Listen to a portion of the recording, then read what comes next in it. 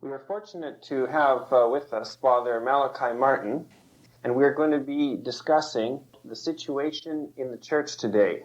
Perhaps, Father, you can start off by telling us just a little bit about yourself and what you're doing now and what some of your background is. Yes, Bernard, of course.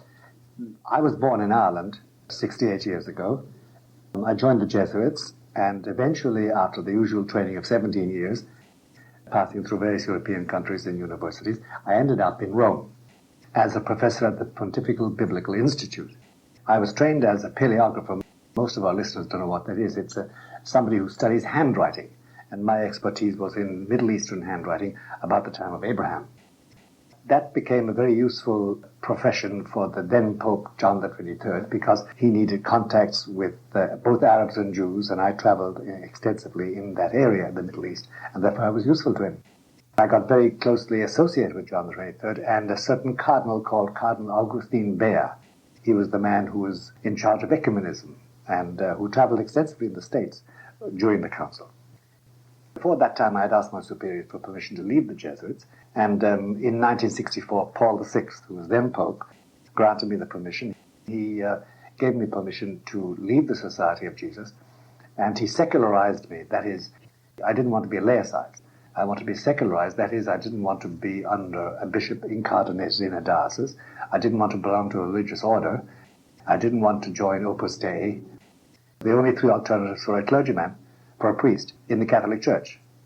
So he granted me that and gave me a general commission to write and to be active in the field of communications about the Church. Then I went from there to the United States, passing through Paris, and I arrived here in just 25 years ago, in January 1965. From then on, I've been writing books and been very engaged in radio and television. I think I'm known probably as a conservative. We love tags in the United States. Some people would call me a traditionalist. But Bernard, I'm a Catholic. I'm a Catholic priest. And I say my Mass every morning. And, when permitted by the local bishop, I engage in the usual priestly activities. My main activity is writing and confessional work and pastoral care of people who, today, in the condition of the Church, don't find pastoral care available, especially families who are at sixes and sevens about what is happening to them and their children and the public weal. That's a brief history. My books sell well. I've had 3 or 4 bestsellers. And that's due to the grace of God and not to anything I've written. Could you please tell us a bit about a few of the books you've written that have sold fairly well? The most commonly spoken about one is The Jesuits. That's right. It was because it was the first book published which, in cameo, outlined what had happened in the major orders of the Church.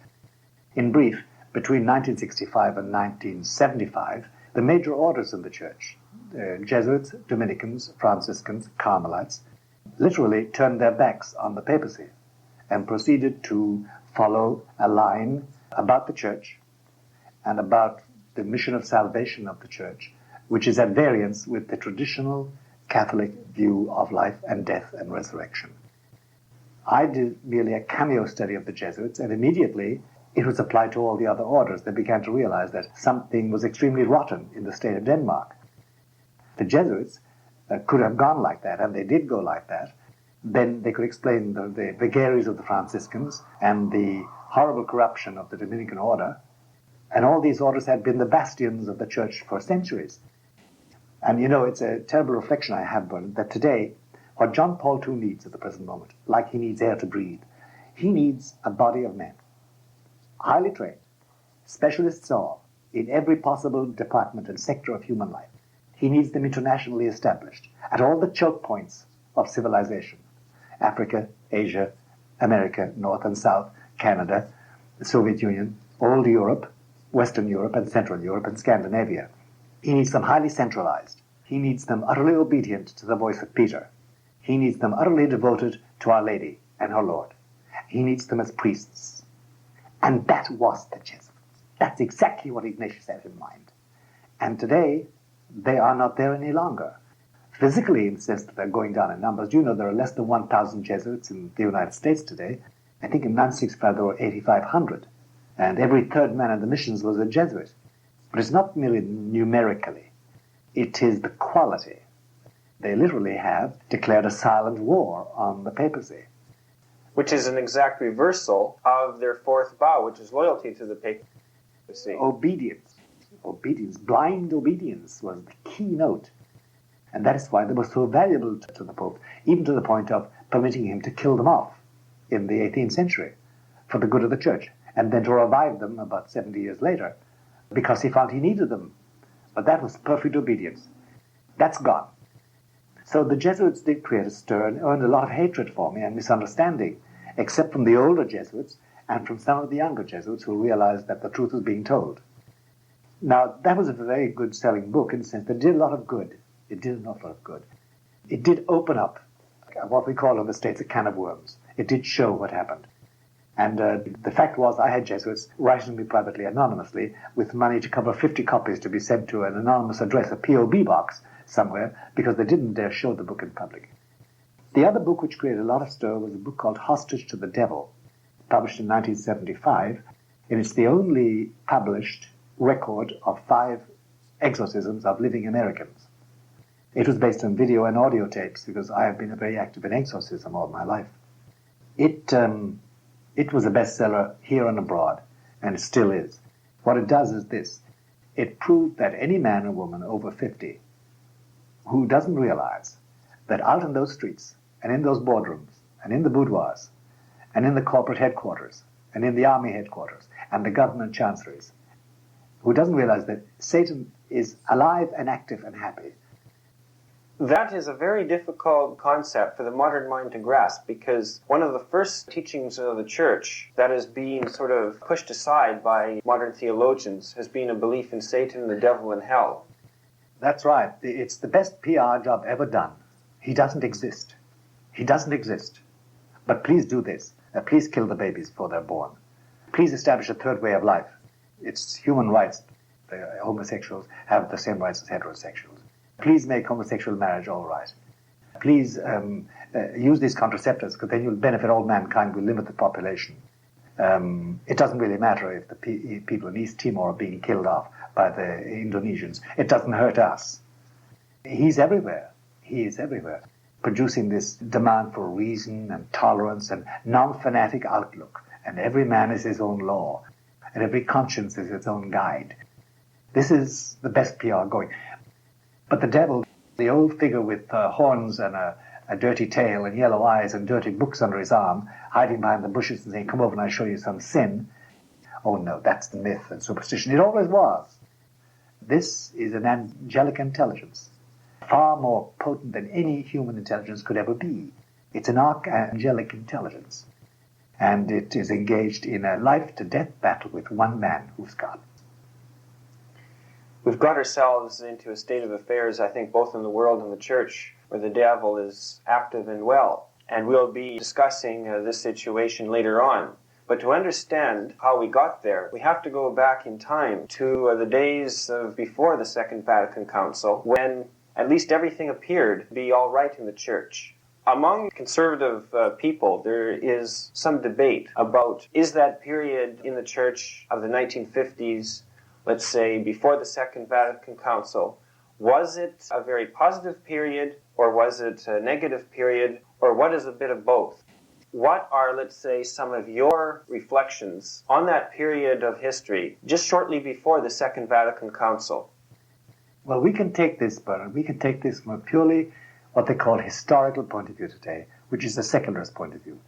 And you can say, well, there was this teacher who was a bit wonky in his theology, and there was this movement in the 30s about the liturgy, which the Pope had to suppress. But, you know, if you'd allow me, I think we should get an overview of this, first of all. Well, why don't we do that? The overview was given by the one person, apart from Jesus Christ, who could give it to us, and that was the Blessed Virgin Mary. She did appear 6 times in 1917. And the last time was October 13, 1917, to 3 children and to 75,000 people. There was a miracle, the miracle of Fatima, at noontime at Fatima in Portugal. Fatima is a small little hamlet, 75 miles from Lisbon, the capital of Portugal. Let's not delay for the moment. We can go back to it later on, the miracle of the sun. It's the paramount miracle of the 20th century, perhaps of 5 centuries. But she did convey 3 secrets to those children and told them not to publish them yet, but to convey them to the local bishop. And one of those secrets has become the famous third secret. Now, that third secret was written on one sheet of paper to the Pope. Finally, it's about 1954 to 1957. The dates are always discussed by people. We know now the general lines of that secret. In fact, we know details. But the one outstanding thing was, Our Lady said that the Pope of 1960 had to open the envelope and read this secret and then do what she said. And the secret apparently, on the authority of the Pope, on the authority of Cardinal Ratzinger, on the authority of many people, said the following. It was an either-or. It was an ultimatum. The world is gone so far, by this time, the secret said, that unless Russia is converted by being consecrated to my Immaculate Heart, then faith will disappear from nations and continents. Cardinals and bishops and priests will fall like leaves into hell. In other words, it was an either-or. But if the Pope, in union with the bishops of the Church, in 1960, consecrates Russia, just Russia, the Soviet Union, the USSR, to my Immaculate Heart, then Russia will be converted and faith will be restored. Well, the sad aftermath of it is this, that Pope John XXIII, whom I knew, did open the secret. And he opened it privately, first of all, in Castel Gandolfo in August 1959. And then in 1960, he opened it in the presence of several cardinals.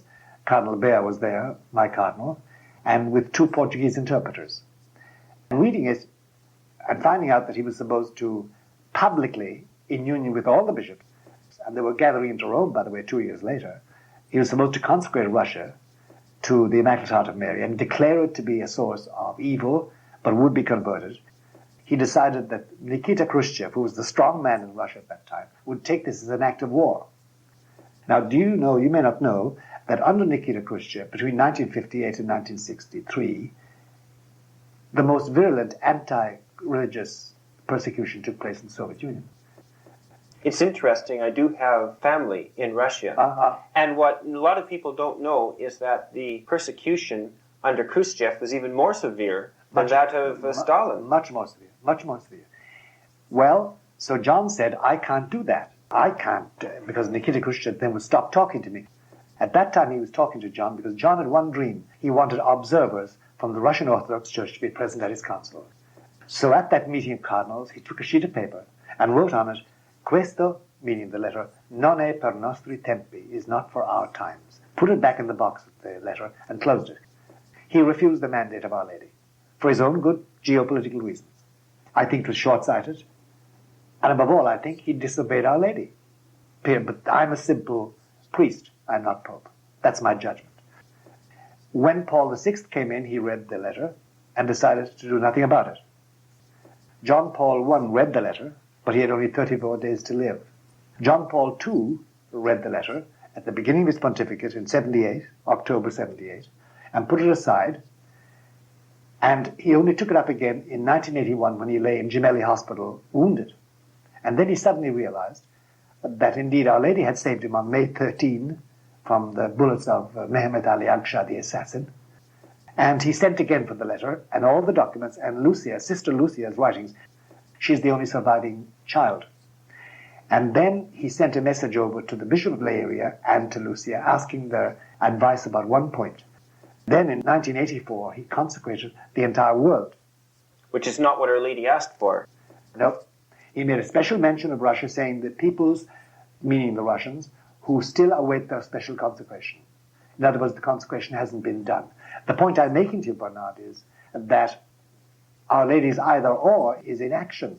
She said, unless this is done, unless it's made public to all nations and all governments, all peoples, then faith will disappear from nations and continents.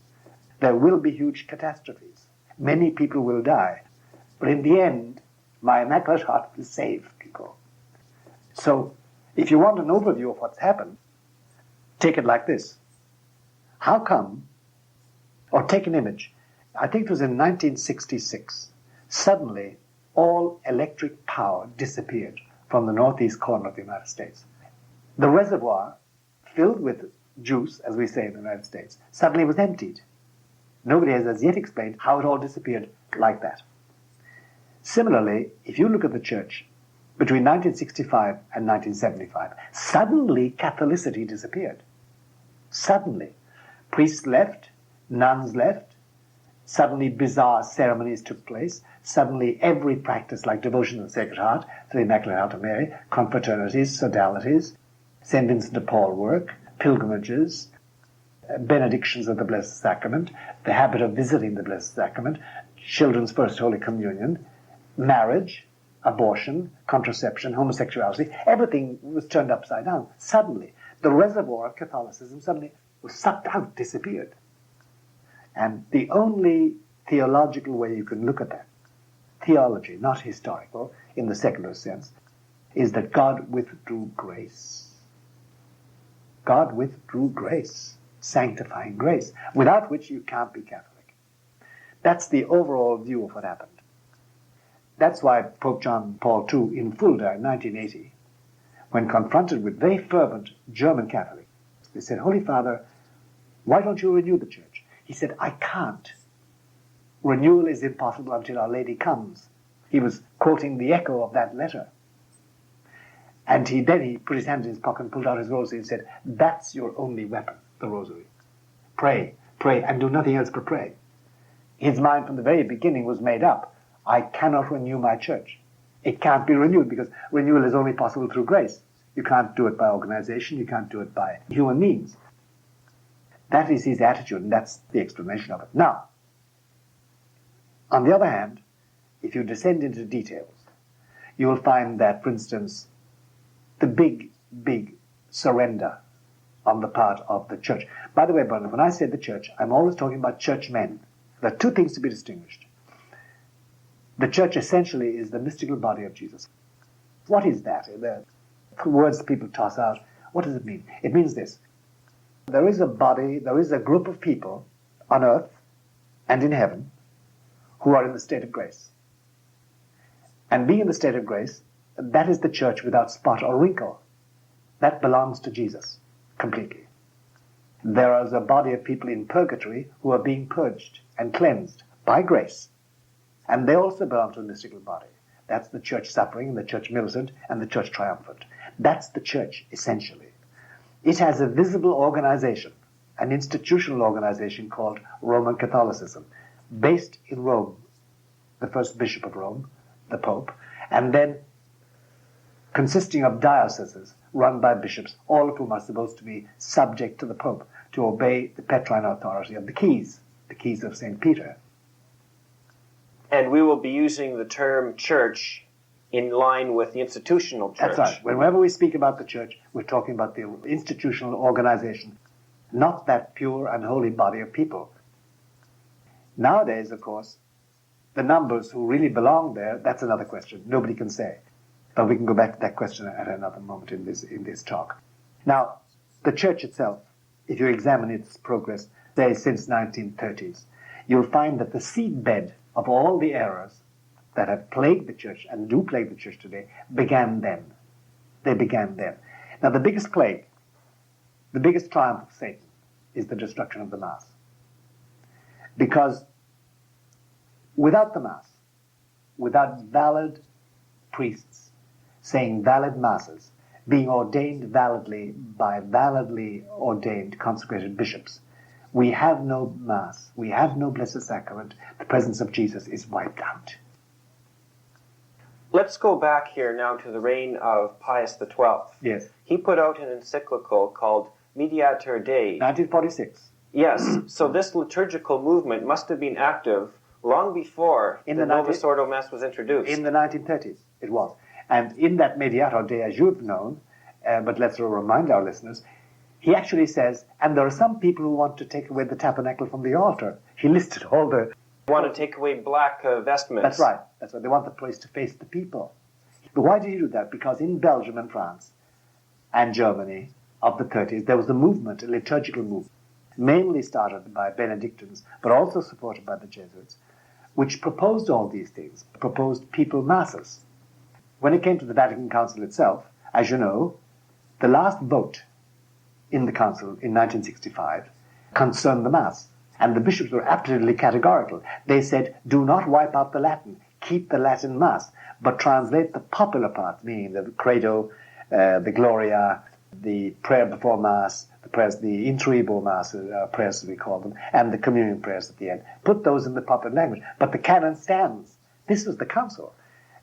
I remember that a bishop who had visited Paul VI just after the end of the Council in December 1965 came in to me here in New York and said, you know, Malachi, the most extraordinary thing happened to me. I was speaking with the Pope, His Holiness, 2 days ago, and I congratulated him on the vote in the Council. And he said, don't speak to me about the vote, don't congratulate me. There are already 18 new canons in vogue in France. They've gone haywire. They've already translated into vernacular, and the thing is not valid anymore, and I have no control over it. So what happened? Well, there was a character called Bugnini, Annibale Bugnini, who was a Freemason, member of the Lodge, who set as his goal to create a new ceremony in the Catholic Church. He has this in his articles published in the Italian Revista, which could be accepted by anybody, Catholic or non-Catholic or non-Christian. So it's an ecumenical religion. Because Bugnini was a Freemason, one wonders if he was doing this in the long run to lead towards the creation of a one-world religion. Of course he was. Of course he was. The difficulty is that he wasn't alone. He had powerful friends. By the way, just as a footnote, the official canon of the Mass now, the new Mass, the Novus Ordo, was composed by 6 Protestant clergymen and 2 Catholic clergymen. How bastardized can you become? No matter how pious and good these men were, they're not Catholics. They didn't know the Catholic tradition. But anyway, let's go on. What we have to acknowledge, too, is that there was a very carefully laid out, integrated plan to make sure that no statement of the Vatican Council, if possible, couldn't be ambivalent. And I remember Cardinal Bea coming to see me once in my room in Rome, and this was 1962, sweating. And the Council had just begun. It was November 1962. I asked him why he was disturbed, and he said, because I just heard an awful remark by Hans Küng. He was talking to, and he named an American theologian, who is now a bishop, who shall remain unnamed. And he said, Küng, in answer to a question by this man, I didn't hear the question, said, oh, no. This time we're not going to leave. We're not going to have another Reformation. We're staying inside this time. Which gives an eye-opener on what the plan was. And the plan was simply to make sure that the traditional Romanist Catholic traits of the Church would be wiped out. The result is that if you examine all the documents of the Vatican Council, there are 15 main ones, you'll find that except for something like the Mass, what it says about the Mass, the old Mass, the Roman Mass, as I always call it, I refuse the name Tridentine even, because Trent did not invent this Mass. It was the old Roman Mass celebrated by Pope Damasus in the 5th century. The idea was to make sure that no statement of the Council would stand that could not be interpreted ambivalently. For instance, nuns must modernize their dress. It's quite clear from the discussions in the Council at that time, they meant, well, get rid of things which really a hindrance, say, in a subway, or a hindrance simply are out of place. They certainly didn't mean nuns to walk around with pearl necklaces and lipstick and powder and hot pants and hot dresses and to sit in cocktails in large hotels having their annual conventions. They meant nuns to have a garb, a religious garb, a sign of their devotion to the spouse they had married by their vow. What seems to have happened is a complete revolution, because for a nun to go from heavily garbed into lipstick and watching television and miniskirts, it's a total turnaround. It was destruction. It was destruction. Not only that, but there were a whole, as you know, in California, it was a whole set of schools that simply, all the nuns simply left the order and left the church. But that was carefully done in the Vatican Council. Everything was left ambivalently. The main thing was left ambivalent was religious liberty and the idea of communism. As you know, 500 fathers asked Paul VI to allow them to condemn communism. They were forbidden. That was one of the agreements that John XXIII made with Nikita Khrushchev. That was one of the things that haunts us today. Let's talk about this Rome-Moscow agreement. What is this Rome-Moscow agreement? Well, the Rome-Moscow agreement was very simple. John XXIII did feel that if he could get 2 Russian observers in Rome for the council, that it would be Pentecostal. Nikita Khrushchev knew well the power of propaganda and the voice of the church. And already the satellite countries were in trouble, and Russia was in trouble too. So he said, provided there's no condemnation of Marxism by the church or of the USSR, and he had several other things besides that, but that was the main thing, then I will grant permission for 2 observers. The negotiations were carried on by Cardinal Tisserand, French cardinal, in the house of the Bishop of de Smet. He was a French bishop in Metz, in the city of Metz. And they were concluded satisfactorily, and the 2 observers arrived. The Rome-Moscow agreement, therefore, meant that there was an unofficial line between the Vatican and the Kremlin from then on. That had been established, by the way, during the war by a man called Monsignor Giovanni Battista Montini, behind Pius XII's back. And Pius XII was utterly enraged when he found it. It was one of the reasons why finally he expelled Montini and made him Archbishop of Milano. And then for later on, after his death, he became, as you know, Paul VI. And another man who was very active at that time in the Vatican State Department was Agostino Casaroli. We know a lot about him. Yes. He's the Secretary of State. And he gathered around him an entire band of people who are very anti-American, very anti-Anglo-Saxon. And it's not that they want to become communists. They just believe that the pie can be carved up differently. And they never got very far until John Paul II came in with his personal charisma and made it possible for us to have this interview with Gorbachev. But that's a completely different question, what is happening now under John Paul II. The trend in the Vatican was to allow the Marxist idea to pervade Christianity, which emerged, as you know, in liberation theology in Latin America, and was never suppressed, even though John Paul II has made more than 3 trips to Latin America to suppress it. And that was the Rome-Moscow Pact, and it's still in vogue.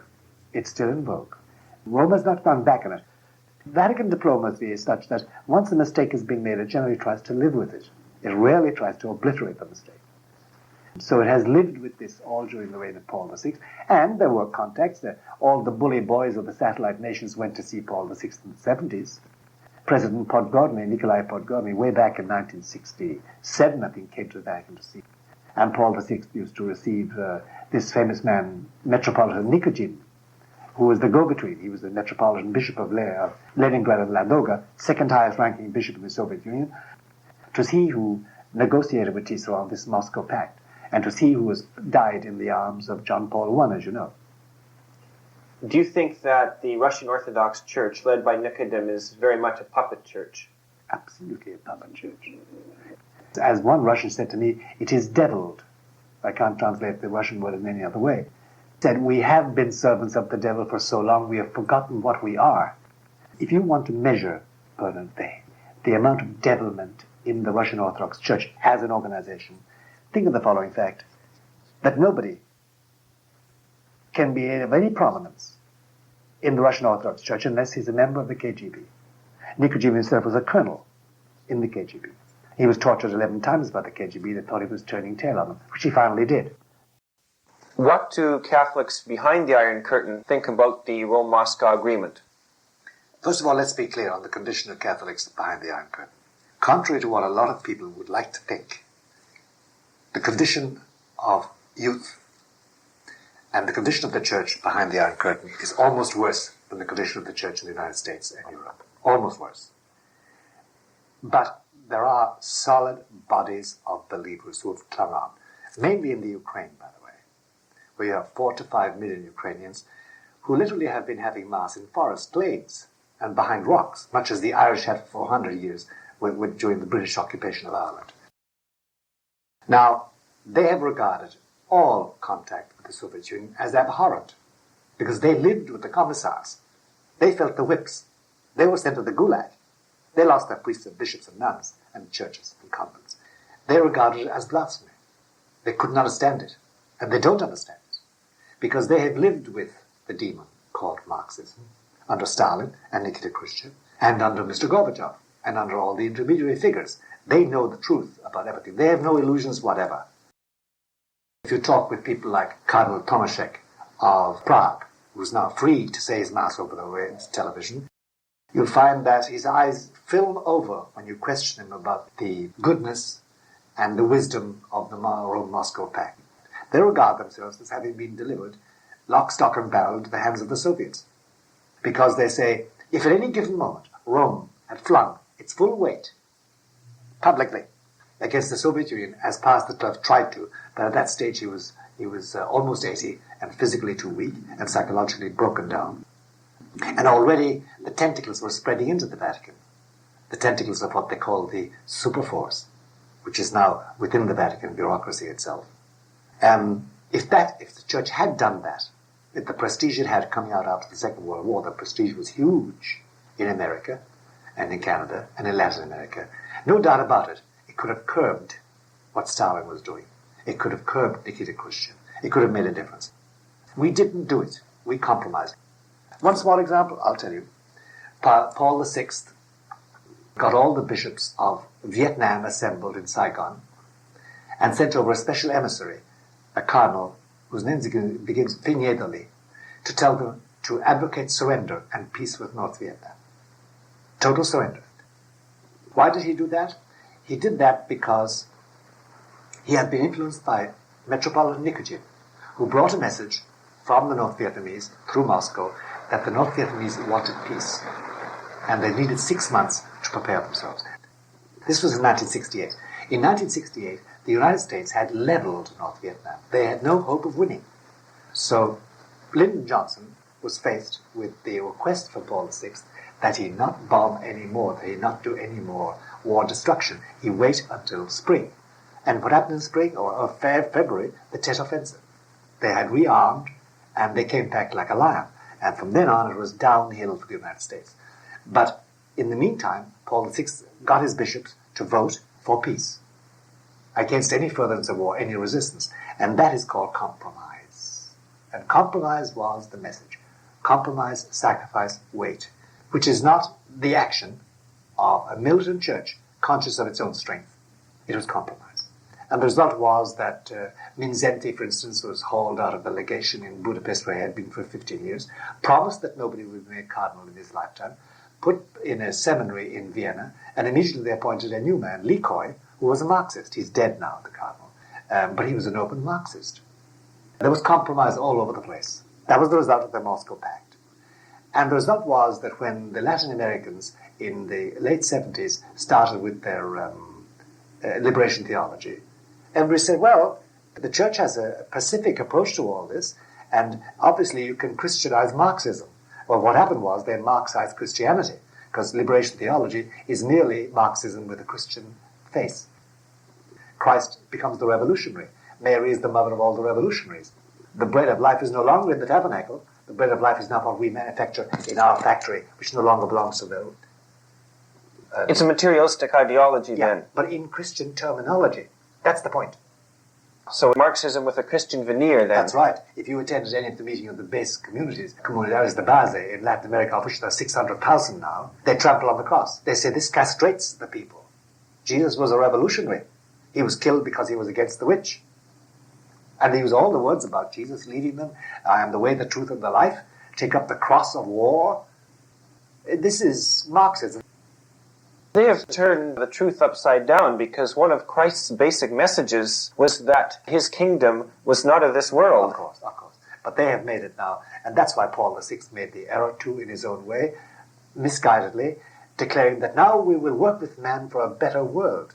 But this is not the mission of the Church. And that's where John Paul II has never erred. He knows exactly what salvation means. Now, it is very clever of Marxism because, as you know, what it did in Latin America is it penetrated Christian culture. And that is why, say, Nicaragua had the support of the Jesuits and Carmelites and Dominicans and Franciscans.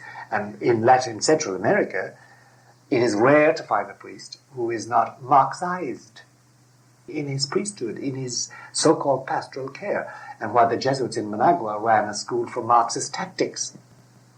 Let's take a look at the situation here in the United States and in my country in Canada. The bishops put out these statements from time to time on defense and economics.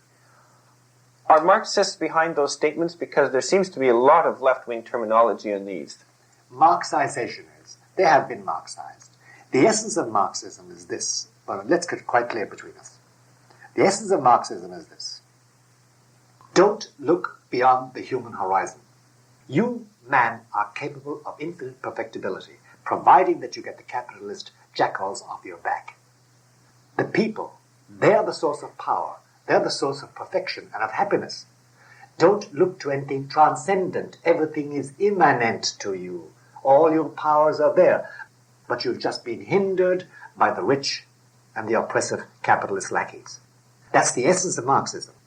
The rest of it, the workers' paradise, the proletarian revolution, those are all historical accretions which can be changed, as Gorbachev has, to other phraseology, to reasonableness and tolerance and lack of fanaticism. But the essence is, I want you to look at this world only. Don't expect salvation from on high. There's no message from beyond the stars. There's no salvation out there. Jesus is a man. We are men. That's the essence of Marxism. Now, the bishops in this country and in your country and in Europe, concentrating exclusively on sociological and political and military questions like nuclear disarmament, and on the environment, and on AIDS, and condoms, let me use that awful word, of which nobody knows the origin, and everything else, are purely and simply acting as social engineers. There is no pastoral care.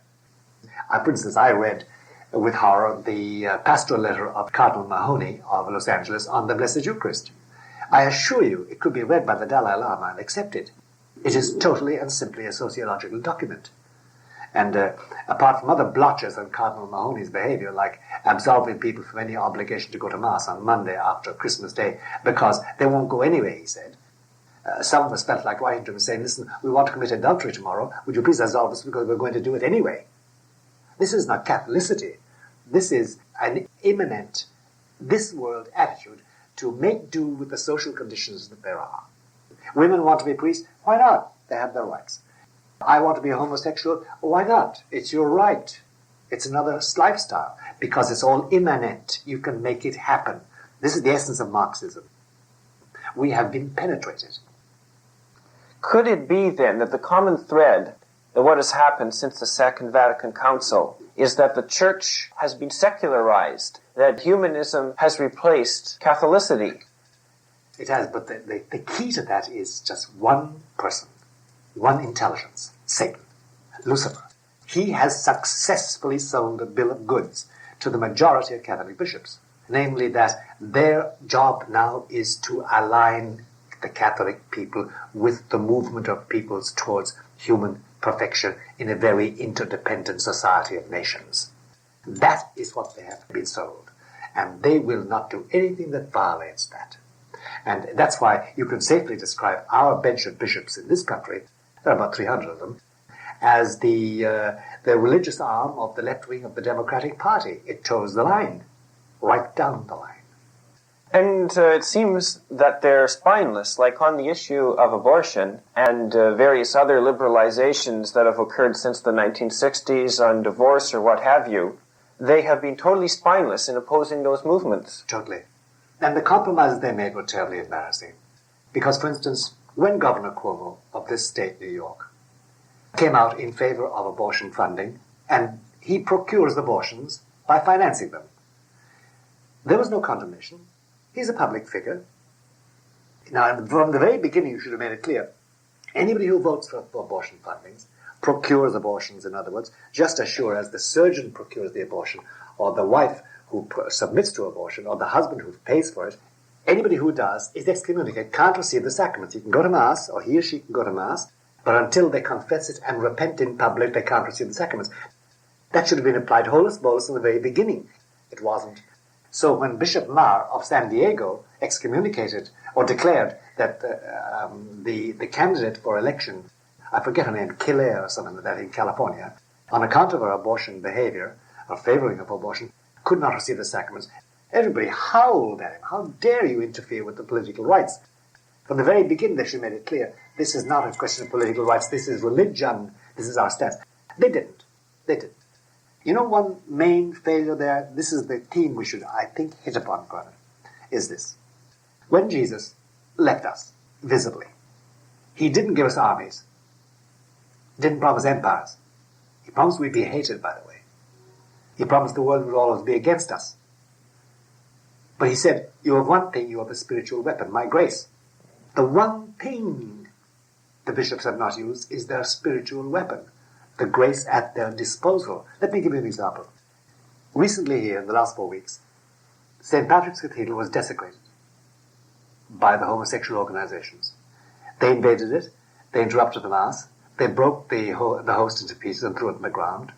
They were insulting, and they had placards which were blasphemous. Cardinal John O'Connor purified the church, canonically. But he never once decided to use the spiritual weapon of consecration to the Immaculate Heart of Mary. What he should have done, what many advised, was that he consecrate the homosexual community of New York to Our Lady's Immaculate Heart, asking for grace they be converted, because the only power we have is that grace. They haven't used that grace. They have not used that grace. They have not used the spiritual weapon. And therefore the spiritual weapon is lying dormant. And we are at 6s and 7s. We don't know what to think. We're just hurt. And we want to be Americans. And we want to be like everybody else. And we want to be at peace with everybody. Catholics have joined the world, in other words. That's right. That's right. That's the bill of goods that's sold. You've got to be part of this. Otherwise, why be fanatic? You're not American. You're not Canadian. You're not good citizens. You've got to be part of it. That's the bill of goods that's been sold by one archangelic intelligence. Now, when Lucia was speaking with Our Lady in one of her visions, there was a very poignant moment when Our Lady said to her, look, my child, don't be surprised if at a certain moment a certain diabolical disorientation affects the best of minds, a disequilibrium so that they no longer judge according to the voice of my son and of Peter. And you know, when you regard the way the bishops are acted, and the way priests act, and the way theologians act, and the way the best sometimes make awful errors, talking out of two sides of their mouth, you realize that there is a disorientation. They no longer know what it is to be Catholic. They no longer know, they no longer have the Catholic instinct. And why it's safe to say that we no longer have a Catholic people. What we have is this, we have one-on-one groups who are still Catholic. Amongst my associates in the United States and abroad, the first question we ask about anybody who looms up on the horizon for the first time with an appointment or a book or whatever, we say, is he Catholic? And we don't mean has he been baptized. We mean, is he still of the faith? Does he believe? Does he practice what he believes? Does he live it out? Does he say the rosary? Does he go to Mass? Does he go to confession? Does he uphold the Petrine authority? Because that is the crux, Petrine authority. That is the aim of the entire revolt of the bishops, to get rid of the Petrine authority. And it's almost got rid of in practice, as you know. It looks like that there's really only pockets of Catholicism left. That's all. Throughout the world. Just pockets. And anybody who doesn't realize that by now has his head stuck in the sand. Because the church has now been blanketed. You see, it's very easy in the church. It's composed of an organization of dioceses and parishes. And the pipeline into that comes from Rome, through the bishops. The bishops have occupied all the choke points of that pipeline. And they have piped into it a new structure. The Novus Ordo, the RCIA, if you people in Canada have experienced the RCIA. What is that? That is the new way of Christian initiation. And if you read the manuals, it's baptism in another form, you'll find out that it's full of the most amazing amalgam of naturalism, environmental love, a bit of voodoo, some witchcraft, some Wicca, as we call it in this country, W-I-C-C-A, some Protestant traits, but absent is genuine Catholicism. Then we have, in addition to RCIA, we have a thing called Renew, which is a form of renewal, they call it. And it means chiefly that the idea of a priest offering the Mass is out, that the people now have the power, that they decide what prayers to say, and they decide what their approach to sin is. This has been piped into schools and parishes so that it has blanketed the Catholic Church in the United States and abroad, has changed people without them knowing they've been changed. They've been led by Pied Pipers out of the church. You know, if you went around England in 1530 and said to anybody, are you Catholic? They said, of course I'm Catholic. By 1630, several men had worked on them. And if you went around in 1630 and said, "Are you Catholic?" They said, "Of course I am." But at that time, they no longer had Mass. They no longer had any obedience to the Pope. They no longer recited the credo we all recited. They no longer had the virtues. They were into Protestantism, but they did not know it. They were Anglican. They no longer had valid priests. They no longer had valid sacraments, confession, baptism, holy orders, anointing of the sick. That was all gone, and they didn't know it. Similarly with the Mass of the Catholic people, they don't know. How could they know? The institution is still there. That's right. It's a grand illusion. We have cardinals and bishops and priests and nuns and convents and monasteries and printing presses and Catholic libraries and Catholic colleges and Catholic books. But it's an illusion. So it's a facade. It's a facade, behind which there is nothing that would be even permitted by past popes or past churchmen. Wouldn't be permitted. Wouldn't be allowed. They'd kick you out of your ear. Let's go back to Pope Pius XII on this point. Did he foresee that something like this was going to happen? Yes, that's why he refused to have a general council. He refused anything like that, and why he was insistent on 2 or 3 things. No truck with Marxism. No even talking with Marxism. Utter separation and waiting and blocking them. And why he tried to set up an underground church in Russia itself. He had 5 bishops and 7 apostolic administrators in Stalin's Russia until they were betrayed. A man came down once, said he was a Russian Orthodox, entered a Roman seminary, was trained, was ordained, and went back to Russia. He was a Russian spy, with all the names. And overnight, everything disappeared. They were all taken and killed. That liquidated Pius XII's attempt to have an underground in the Soviet Union. But that was one point he stressed, Marxism. Another point he stressed was Our Lady. He stressed this devotion to religion. It finally became a sort of a joke amongst the bishops who were already losing their faith, that you couldn't get near him unless you were saying the rosary. By that time, the work of the devil had started, and devotion was diminishing. Besides that, then, it became very, very voguish in Europe and the United States for the religious orders to send their men to secular universities. The plea was, if they go to secular universities, they will know what the other side are saying, as if you couldn't read it in their books and listen to it in their lectures. The result was they turned out a generation, my generation, of thinkers, theologians, bishops later, cardinals later, who had absorbed secularist ideas and who had all their friends and careers and honorableness linked with a world which is totally anti-Catholic. And that was part of the seeding for Vatican II. 2 things that Pius XII hit. The third thing he hit very hard, but always just touching it because he hadn't read the third secret, was the coming destruction of the church and of civilization. It's a note you find in creeping into his public sermons and addresses and in some of his letters, because he had got communications from Lucia, Sister Lucia, the surviving child of Fatima, and from others about what Our Lady had said was going to happen. But by the time he got to that, his main work was done. His main work was during the war. That was his main work, to resist Nazism, to resist Mussolini, and to tide the church over that period. That was, I think, what Providence called him for. After that, then he did manage to keep Italy out of communism by organizing the Demo Cristiani, the Democratic Party in Italy. By 1950, when he defined the Assumption of Our Lady, which was one of his big acts, he was already in bad health. And from then on, he slid down a very slippery slope of very bad health. And finally, he succumbed in 1958. October, I think it was, 1958. And John was elected, John XXIII was elected. Let's take a look at John the 23rd. Was he a liberal, or was he simply naive? He was a liberal. As you know, John was removed from teaching at the Lateran University because of modernism, way back at the beginning of his career. In fact, he could have ended there. He could have ended up as a parish priest in Bergamo, except he had friends in the propaganda. It was called that time propaganda fide, that is the propagation of the faith, dissemination of the evangelical message. And they gave him a job, and from then he went on to another job. And then they found he was very useful as a diplomat, because John was very calm and roly-poly, and obviously meant well, and as the French said about him, he was bonne fourchette, he was a good fork, could eat a good hearty meal of pasta, he was great at children's communions, and he was very kind. He did save innumerable thousands of Jews in Hungary during the war, by issuing about 27,000 false baptismal certificates which were passed around and saved them.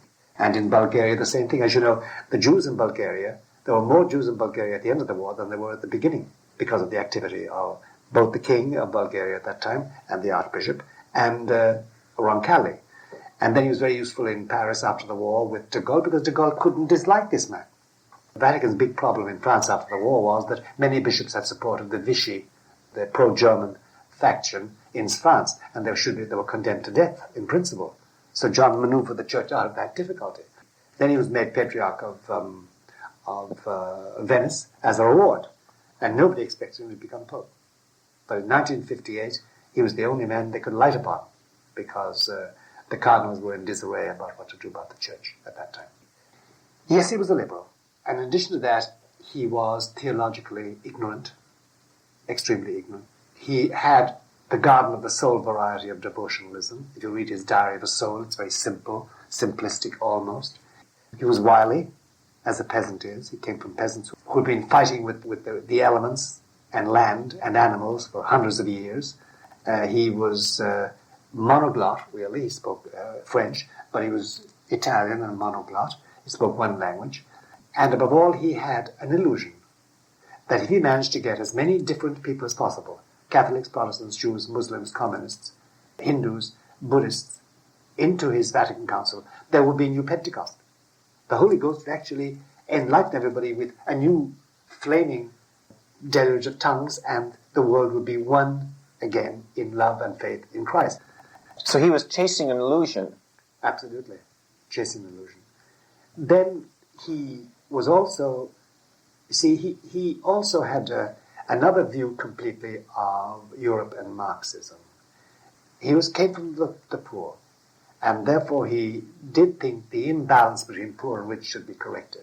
That, of course, was taken by his Marxist collaborators as a way of pushing him towards a compromise with Nikita Khrushchev.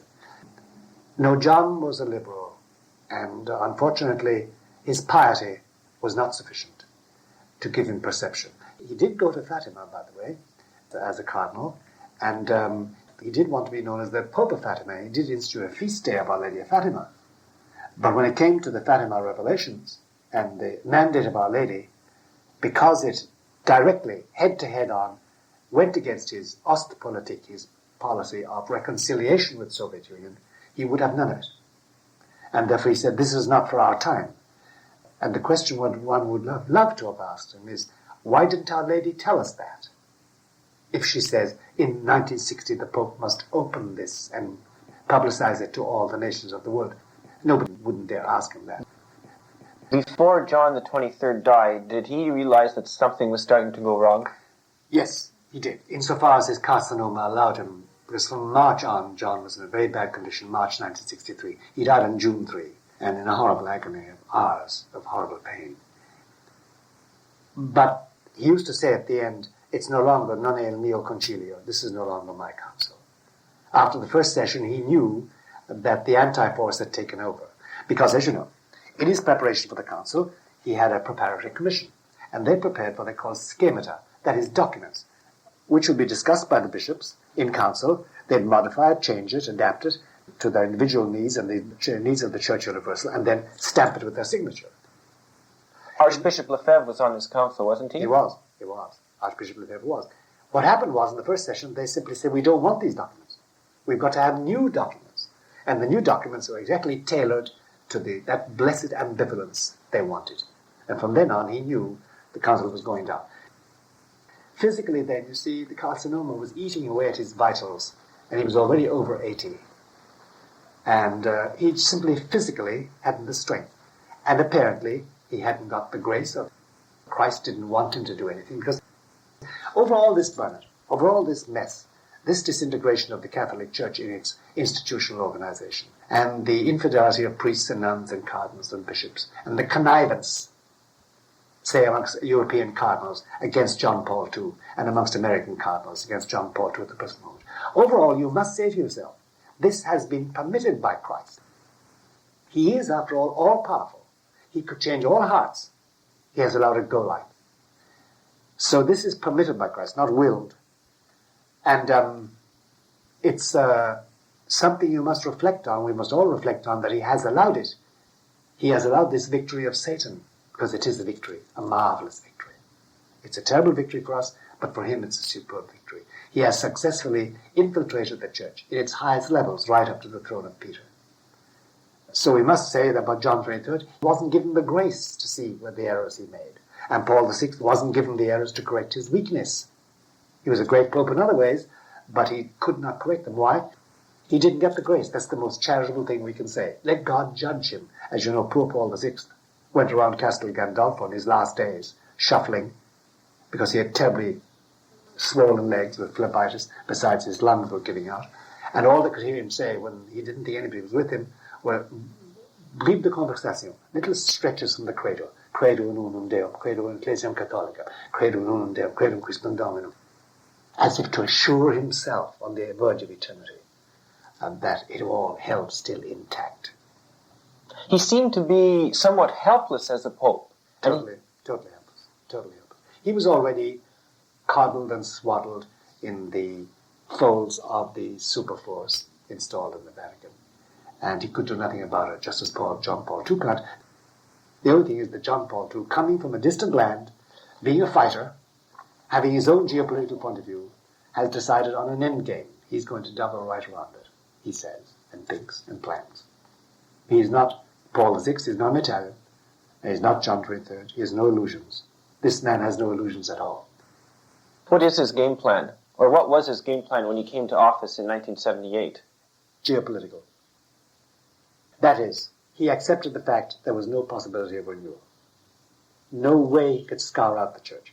No way he could reform the cardinals. No way he could clean out the Vatican bureaucracy. No way he could change the mass of the clergy in Latin America. No way he could save the Jesuits. He tried to suppress them. That was his intent originally, in removing the general of the Jesuits. And finally, he stopped even that. There was no point in any further attempt. But he did believe and does believe and holds firmly that he is the watchman on the wall waiting for Our Lady to come in the skies. It sounds fantastic. That is his belief. A lot of people didn't understand or didn't even take time to understand him in 1987. He established the Marian year. No, 1988, established the Marian year. And he began in the middle of June and ended in August. And nobody understood why should have a Marian year, which was longer, 13 months, and which apparently went nowhere. He was preparing for Gorbachev and the present shake-up of the entire structure of the world, the Society of Nations.